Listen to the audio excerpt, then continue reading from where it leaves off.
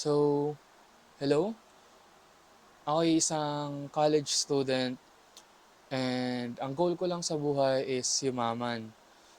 Ngayon, naisip ko, posible kaya na yumaman sa isang taon? Given my age and sa mga nangyayari ngayon. And only one way to find out is gagawin ko yun mismo.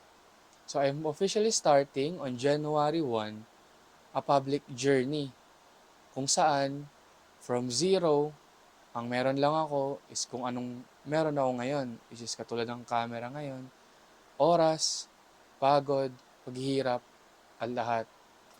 Ngayon, lahat ng parte, bawat video, bawat progress, makikita ninyo. Gagawin ko na mas or transparent as much as possible.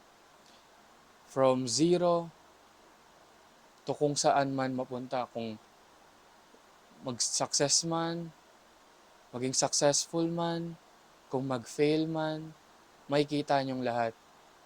And sana samahan niyo ako on January 1 to see kung totoo ba or kaya nga ba talaga maging milyonaryo from zero without anything to becoming a millionaire by the end of 2026.